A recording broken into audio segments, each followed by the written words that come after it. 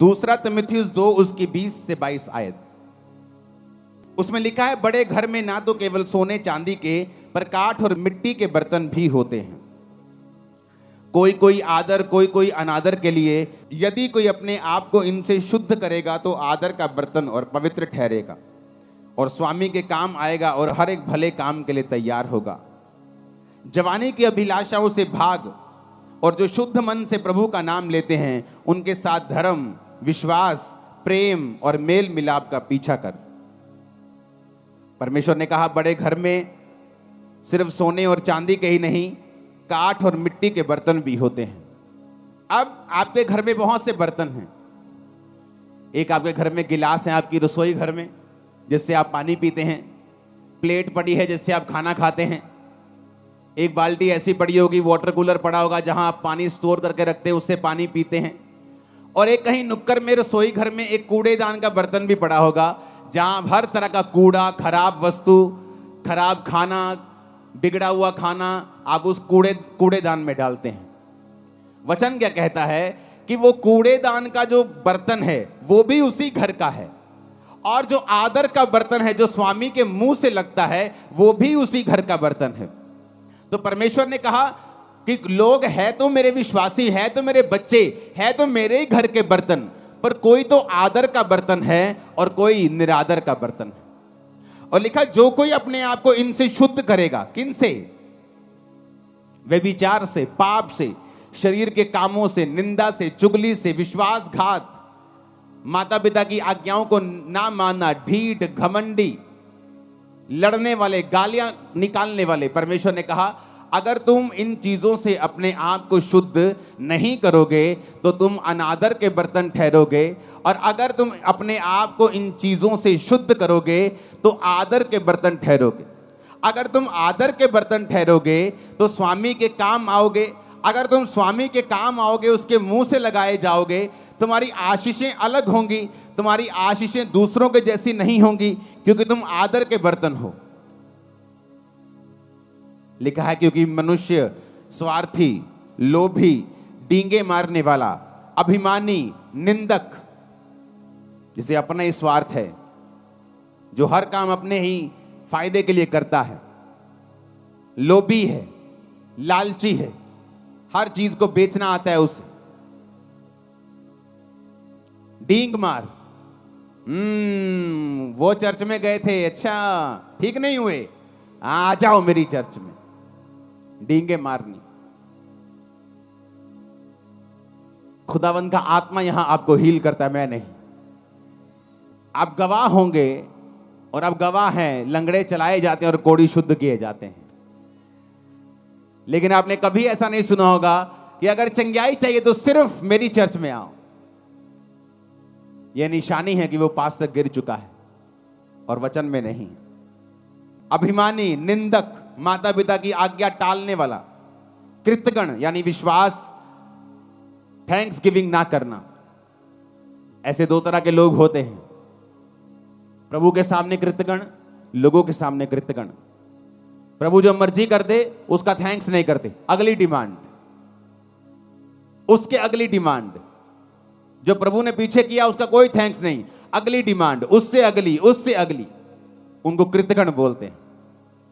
और ऐसे लोग भी होते हैं, आप अगर उनके लिए कुछ करेंगे, बोलोगे ले मैं तो इनका वर्कर हूं, ये तो इनका फर्ज बनता था करना।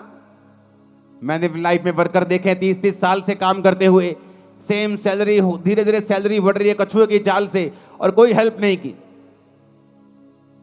मैंने देखे हैं वर्कर लोगों के घरों में काम करते, लोगों की जिंदगियों में काम करते हुए।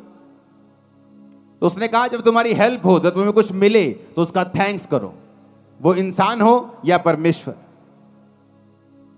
अपवित्र, दया रहित, क्षमा रहित, दोष लगाने वाला, असंयमी, कठोर, भले के बैरी,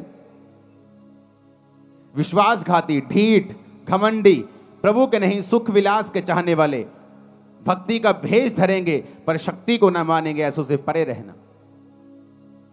परमेश्वर ने कहा, यदि तुम अपने आप को इनसे शुद्ध करोगे तो आदर के बर्तन ठहरोगे।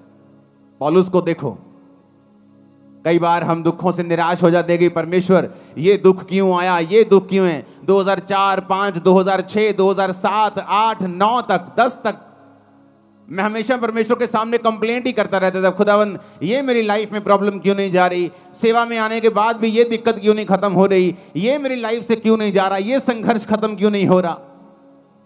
आज हम पौलुस की पत्रियों को पढ़ते हैं।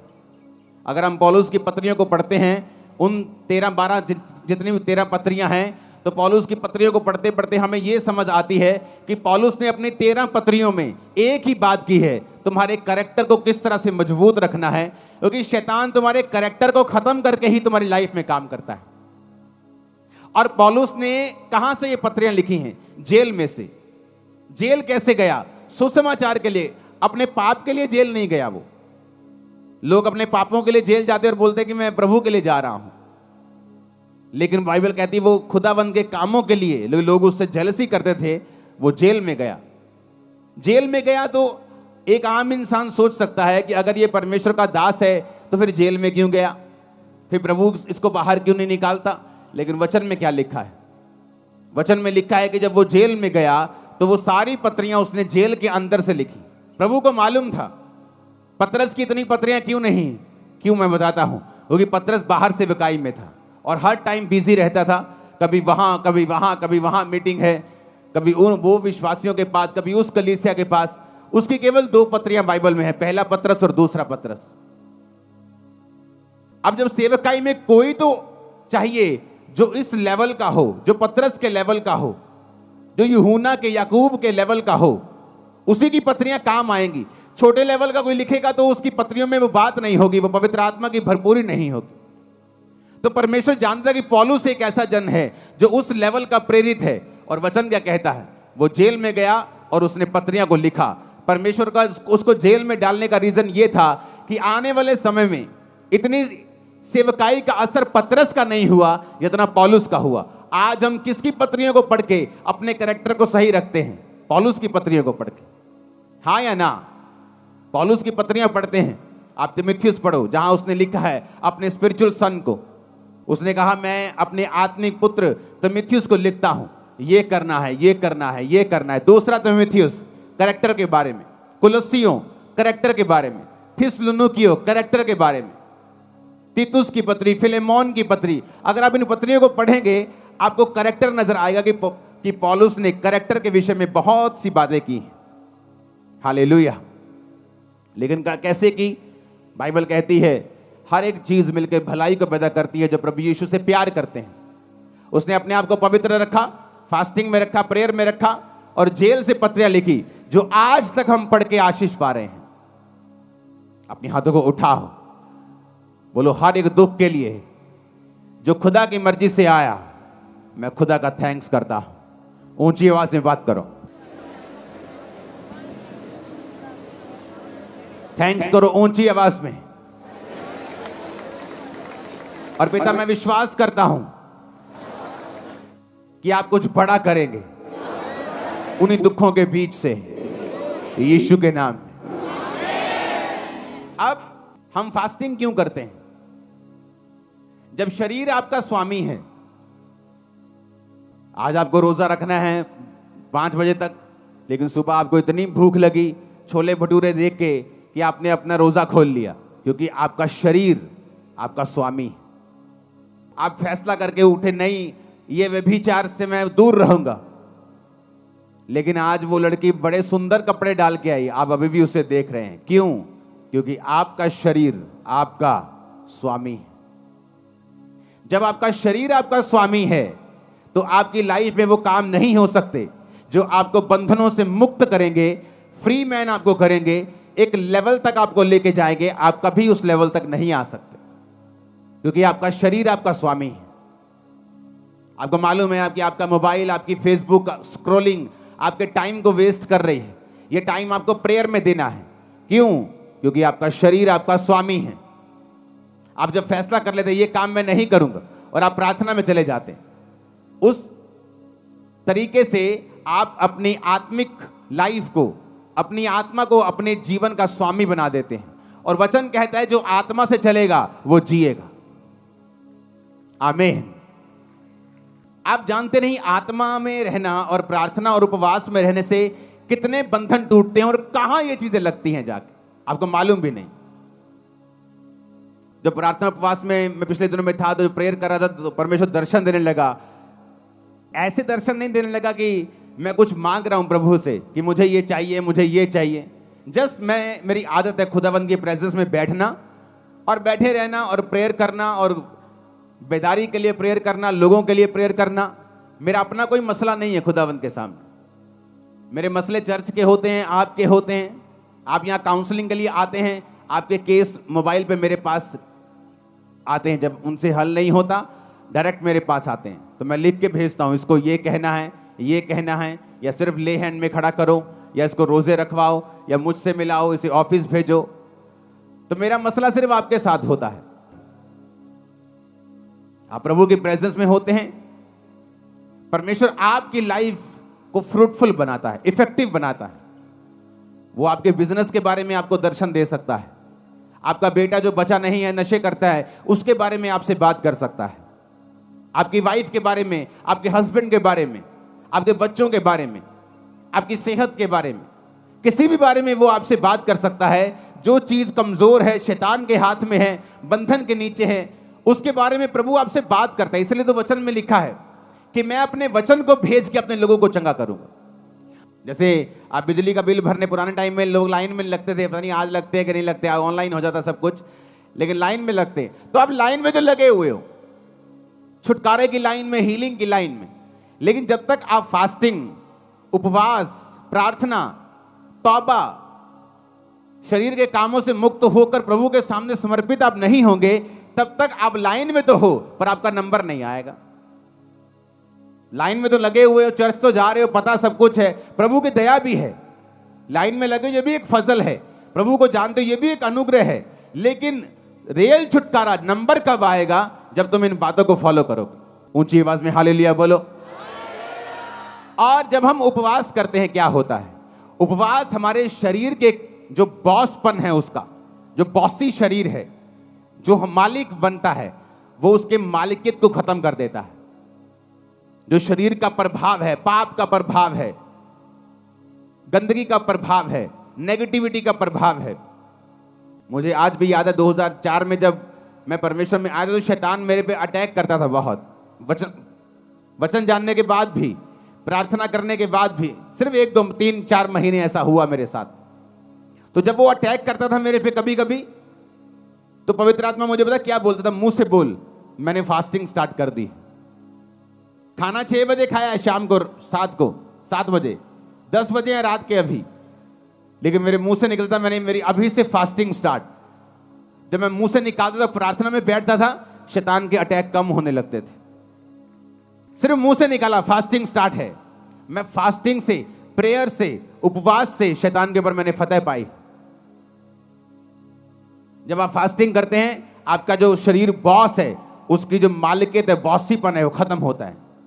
वो कम शरीर जो है, उसकी जो इच्छाएं हैं, वो आप देखना फास्ट रख के, खासकर जो लोग दिन रात के फास्ट में, दिन के फास्ट में ये इतना प्रभावित नहीं होता। मैं आपको बता रहा हूं, फायदा होगा, उसका फायदा होगा।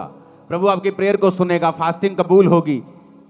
लेकिन दिन रात के जो फास्ट हैं, ये एक अलग लेवल के फास्ट है। तो जब दिन रात के फास्ट हम रखते हैं, तो आपके शरीर के अंदर से जो कब्जा किया हुआ है शैतान ने, जो बंधन है, जो बॉन्डेजेस हैं, पाप के प्रति आपका खिंचाव है, प्रभावित है आप उससे, आप कंट्रोल नहीं कर पा रहे हैं, आप दिन रात के फास्टिंग में चले जाएं। आप देखें आपकी आत्मा कैसे आपका बॉस बनती है। इसलिए वचन में क्या लिखा है? जब तुम शरीर के अनुसार चलोगे तो मरोगे।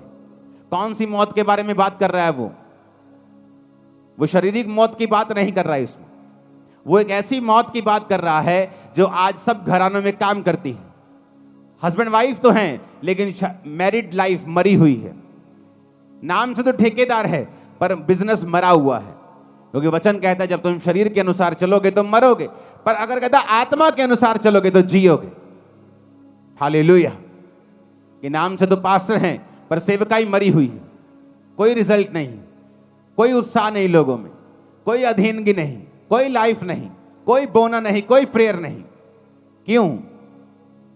आपको शरीर के ऊपर पास्टर को फतह पानी पड़ेगी, उसको पाप के ऊपर फतह पानी पड़ेगी, फिर वो लोगों को लीड कर सकता है। आप जब फास्टिंग करेंगे, आपके शरीर के अंदर से वो जो पाप का प्रभाव है, जो हैवीपन है, जो अट्रैक्शन है, जो लालसा है, जो तलब है, वो खत्म होती है। आपकी आत्मा आपका बॉस बनती जाती है, और एक दिन में नहीं या एक साल में 6 महीने में नहीं होता, ये कॉन्टिन्यू एक प्रोसेस है। जिस तरह मौसम बदलते हैं, गर्मी आती है, सर्दी आती है, बारिश आती है, आपकी आत्मा के जीवन में भी कई बार विश्वास में आप टॉप पे होते हैं, कई बार शैतान आपके विश्वास को हिला रहा होता है, मौसम आते हैं। पर जब आप कंटिन्यू फास्टिंग में और प्रेयर में रहते हैं, आप हर मौसम से निकल जाते हैं और आगे बढ़ते हैं। फिर समय आता है जो वचन में लिखा है कि फिर समय आने पर मैं तुझे फल दूंगा, समय आने पर तू फल लेके आएगा। जिस तरह वचन में लिखा है भजन संहिता 1 में कि समय आने के ऊपर तेरे पत्ते तो हरे रहेंगे क्योंकि तू नदियों के किनारे लगा हुआ है, लेकिन समय आने पर फिर फल भी आएगा, गवाहियां भी आएंगी। आमीन। ऊंचे वाला चाहिए चर्च। अपने पड़ोसी को बोलो, जो कोई अपने आप को इनसे शुद्ध करेगा वो आदर का बर्तन ठहरेगा और स्वामी के काम आएगा और हर एक भले काम के लिए तैयार होगा। आमीन। ऊंची आवाज में आमीन बोलो। Hallelujah, hallelujah. तो फास्टिंग, उपवास, मसीही जिंदगी एक डिसिप्लिन वाली जिंदगी है। अगर आप मसीही हैं और आपकी लाइफ में डिसिप्लिन नहीं है तो एक्चुअल में आप डिसाइपल नहीं, आप चेले नहीं। ये कहीं और होता होगा कि आप जाएं, जो मर्जी करें, जो मर्जी खाएं, जो मर्जी पिएं, लेकिन मसीह में ऐसा नहीं होता। यीशु मसीह ने कहा अगर तू इनसे अपने आप को शुद्ध करेगा तो स्वामी के काम आएगा, आदर का बर्तन ठहरेगा। क्योंकि बड़े घर में आदर के बर्तन भी होते हैं और निरादर के बर्तन भी होते हैं। तू देख अपने आप को परमेश्वर के घर का आदर का बर्तन ठहराना चाहता है या निरादर का बर्तन ठहराना चाहता है। बड़े घरों में आपने सोने के बर्तन देखे होंगे। ये जी बोन चाइना का सेट लेके आए हैं जी 15,000 का। कभी कूड़ेदान लेके आए हो 20,000 का, 25 कूड़ेदान लेके आए हो कभी? 1 लाख रुपए का कूड़ेदान लेके आए हैं जी। सोने के इसमें ओरिजिनल 24 कैरेट गोल्ड का उसमें लाइनें लगी हुई हैं। आप कभी नहीं करो। आप कूड़ेदान लेके आओगे बस मजबूत सा दे दो जी, कूड़ा डाले तो टूटे नहीं, लेकिन बर्तन लेके आओगे शानदार, जिससे पीना है, जिससे खाना है। काम हमारे निरादर के बर्तन वाले हैं और प्रभु से हम कहते हैं कि हमें आदर क्यों नहीं मिल रहा, मेरा बच्चा मेरा आदर क्यों नहीं करता। तुम प्रभु का आदर नहीं करते, लोग तुम्हारा आदर नहीं करते। मेरी फैमिली मेरे अधीन नहीं है जी, तुम परमेश्वर के अधीन नहीं हो, इसलिए तुम्हारा परिवार तुम्हारे अधीन नहीं। मेरा पति मेरी बात नहीं सुनता, तुम प्रभु की बात नहीं सुनती, इसलिए तुम्हारा पति तुम्हारी बात नहीं सुनता। सब कुछ जुड़ा हुआ है। तुम आत्मा में कामयाब हो जाओ, शरीर में कामयाबी तुम्हारे पीछे पड़ के मिले, तुम्हें मिलेगी, बाइबल कहती है। आत्मा में कामयाब हो जाओ, शरीर में कभी भी फेल नहीं हो सकते तुम लोग, कभी भी, नेवर। वो लाइन चेंज कर देगा तुम्हारी, लेकिन फेल नहीं होने देगा। हालेलुया। मसीह जिंदगी डिसिप्लिन वाली जिंदगी है। मसीह में आके भी डिसिप्लिन नहीं है। अगर उन्हीं चौकों में खड़े होकर लड़कियों को छेड़ना है, अगर वैसे ही काम करने, वैसे ही मोबाइल चलाने, उन्हीं ब्लॉगर्स की तरह वैसे ही ब्लॉग बनाने और गालियां निकालनी है, अपने आप को क्रिश्चियन बोलना छोड़ दो। तुम उन लोगों की तरह नहीं हो जो लोग सुनते हैं संसारिक और शारीरिक गाने। मैंने क्रिश्चियन लोगों की शादियों में बजते हुए देखे हैं गाने, शराब के गाने, कोट कोट पिला देखो, शराब के गाने क्रिश्चियन लोगों की शादियों में। इमेजिन करो कैसी बरकत परमेश्वर देगा उन्हें। सोचो, जहां बरकत होनी चाहिए, जहां प्रभु की प्रेजेंस होनी चाहिए कि एक जोड़ा सदा के लिए मिल रहा है, वहां पे खुदा की अगर प्रेजेंस होगी तो उनकी लाइफ में बरकत आएगी और वहां शैतान की प्रेजेंस होती है। आप किस चीज से सुनते हैं? बताओ, उस अंग का नाम क्या है? बोलो। कान से? कहां है कान? ये कान नहीं, इससे नहीं सुनते आप, मालूम है कि नहीं? इससे सुनते हो आप? नहीं, इसके अंदर एयर ड्रम, इसके अंदर कान का एक पर्दा है, उससे सुनते हो आप, इससे थोड़ी सुनते हो। ये तो एक मांस का टुकड़ा है। पहलवान देखे कभी ओलंपिक वाले? उनके यहां देखा क्या हुआ होता है? वो बज बज के उनके कान फट फट के मोटे हुए होते यहां से। अगर ये सुनते हैं तो जब वो मोटे हो जाते हैं फिर वो कहां से सुनते हैं? वो तो अंदर से सुनते हैं भाई, इधर से। कान के अंदर जो होल है, यहां एक, वहां अंदर आवाज जाती है, कान का पर्दा उसे रिसीव करके सिग्नल भेजता है, दिमाग में जाते हैं तो आवाज आती है। ये थोड़ी सुनता है। फिर ये बनाया क्यों है? बात तो ये है, प्रभु ने कोई चीज फालतू में तो बनाई नहीं है। अगर मैं इसे हटा दूं, आप कई लोगों का देखोगे एक्सीडेंट में कान उखड़ जाता है, उनके कान होता ही नहीं है, फिर भी वो सुनते हैं। लेकिन परमेश्वर ने बनाया क्यों है फिर ये कान? अगर आप ध्यान से देखें एक पिक्चर में, कान और स्त्री का गर्भ दोनों सेम शेप के होते हैं। इधर लेफ्ट साइड पे स्त्री का गर्भ है, यूट्रस है, जहां बच्चा होता है। बच्चा और कान दोनों सेम शेप के होते हैं। दूसरी फोटो भी है आपके पास। कान और बच्चा और स्त्री का गर्भ, पिछली फोटो दिखाओ, दोनों सेम शेप के होते हैं। परमेश्वर ने जब कान अंदर बनाया तो परमेश्वर चाहता था कि इंसान जो है इस बात को समझे कि मैंने कान का बाहरी हिस्सा वो ऐसे भी छोड़ सकता था, यहां फ्लावर बना सकता था ऐसे सुंदर करने के लिए, लेकिन उसने गर्भ की शेप को लिया और तुम्हारे कान पे चिपका दिया। क्यों? क्योंकि परमेश्वर ने तुम्हें बहुत केयरफुली डिसाइड करने के लिए बोला है कि तुम अपनी लाइफ में क्या सुनोगे और क्या नहीं सुनोगे। क्यों? जब औरत के गर्भ में बीज जाता है तो वो बच्चा पैदा करता है, और जब परमेश्वर ने कहा तुम्हारा कान जो गर्भ की शेप का है, जब इसके अंदर बीज जाएगा, वो चाहे अच्छा बीज हो चाहे बुरा बीज हो। एक चोर का जब शादी होता है तो उसके भी बच्चा होता है। एक जादू टोना तांत्रिक, एक बंदों को मारने वाला एक कातल, जब वो भी शादी करता है तो बच्चा पैदा होता है। एक धर्मी जब शादी करता है तो भी बच्चा पैदा होता है। तो बच्चा अच्छा है या बुरा है, ये निर्भर करता है कि कौन उसे पैदा कर रहा है। परमेश्वर ने तुम्हारे कान को गर्भ के जैसा इसलिए बनाया है कि परमेश्वर कहता है कि कान के अंदर क्या डलेगा, अच्छा या बुरा, ये तुम डिसाइड करोगे। जैसा तुम डालोगे तुम्हारी जिंदगी का फल वैसा ही होगा, अच्छा या बुरा। अब तुमने गाने डालने हैं, शराब के गाने डालने हैं, वो गाने डालने जिससे बीपी बढ़ जाता है, तुम शारीरिक जोश में आ जाते हो, वट देंगे, टोक देंगे, तुम्हारा वो भला करने वाले नहीं। मैं खड़दा, मैं जानदा, मैं आंदा, वो तुम्हारा भला करने वाले नहीं है। इसलिए प्रभु ने कहा ध्यान से देखो कि क्या सुनते हो। जब मैं चर्च में से वापस आया करता था तो मेरी आदत थी हिंदी गाने सुनने की, तो हिंदी गाने में सुनता था। और एक दिन पवित्र आत्मा ने मुझे प्रेरित किया तो मैंने अपने भाई से, क्रिश्चियन भाई से पूछा, मैंने कहा क्या बेनीहीन गाने सुनता है? जैसे मैं हिंदी गाने सुनता हूं, बेनीहीन भी इंग्लिश गाने सुनता है फिल्मों के? कहता नहीं यार, वो नहीं सुनता होगा। मैंने कहा अगर वो नहीं सुनता होगा तो मुझे भी नहीं सुनने चाहिए। अगर मुझे प्रभु में बढ़ना है तो हिंदी गाने सुनता हूं तो मुझे मेरे अंदर वही फीलिंग्स आती हैं। तो अगर वो भी फीलिंग्स आएंगी, चर्च जब मैं जाके सॉन्ग प्रभु का सुनता हूं तो वो आत्मा वाली फीलिंग आती है।